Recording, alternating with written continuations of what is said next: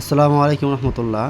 যারা বলেন যে বেসিক ভোকাবুলারি মানে ভোকাবুলারি তো আমরা প্রতিদিনই পড়ি, বা মূলত বেসিক কোনগুলা, কতগুলা ভোকাবুলারি আছে যে বেসিক, যেই বেসিক ওয়ার্ডগুলো জানলে কমপক্ষে আমরা বাঙালি হয়ে মানে বাংলা ভাষাভাষী হয়ে ইংরেজিতে কথা চালাই যেতে পারবো।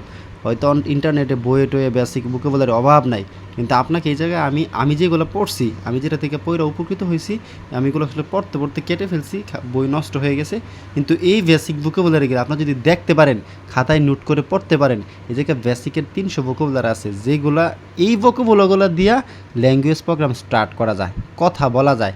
এই 300 ভোকাবুলারি জানলে আপনি যেই কোনো দেশে গিয়ে আপনি স্পিকিং অনর্গল কথা বলতে পারবেন, যদি আপনি সেন্স অফ দ্য টেন্স আর গ্রামার টুকটাক বেসিক থাকেন, কেমনে সেন্টেন্স মেক করা লাগে এগুলো জানেন। শুধু এই ভার্বগুলো জানা থাকলে, এই ভোকাবুলারিগুলো জানা থাকলে আমাদের দৈনন্দিন জীবনে নিত্য প্রয়োজনীয় ভোকাবুলারিগুলো হচ্ছে এইটি। যে আমি যার একটা ভোকাবুলারি 3টা ফর্ম থাকে, একদম সহজ বেসিক ভোকাবুলারিগুলো এই বইতে নোট আছে, এই কারণে আমি আপনাদের মাঝে এগুলো তুলে ধরছি।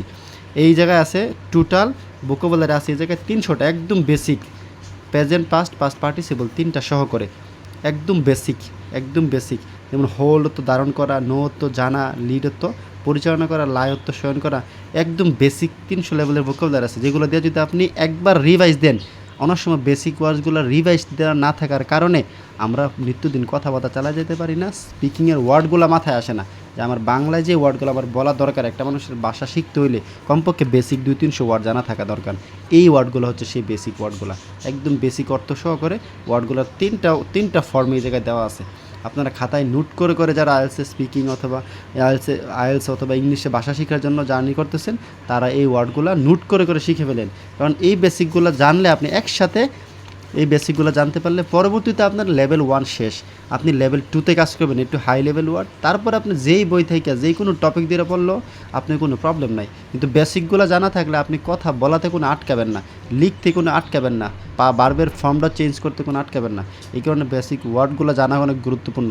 ঠিক আছে, আপনার এই বেসিক ওয়ার্ডগুলো যদি না বুঝেন, আমি আবার ক্যামেরাটা ভালো করে ধরতেছি, প্রত্যেকটা ওয়ার্ড অর্থ সহকারে খাতায় লিখে আপনি যদি মুখস্থ করে ফেলেন অথবা বারবার রিভাইজ দেন, বেসিক ওয়ার্ডগুলো প্রতিদিন বারবার রিভাইজ দিবেন, এক সপ্তাহ পরে পরে, মাসেক পরে পরে, তাহলে আপনার এই মানে বেসিক এই ওয়ার্ড কনভারসেশনগুলো আপনার মাথায় ইজি থাকবে, কথা বলার সময় বেসিক ওয়ার্ডগুলো চলে আসবে।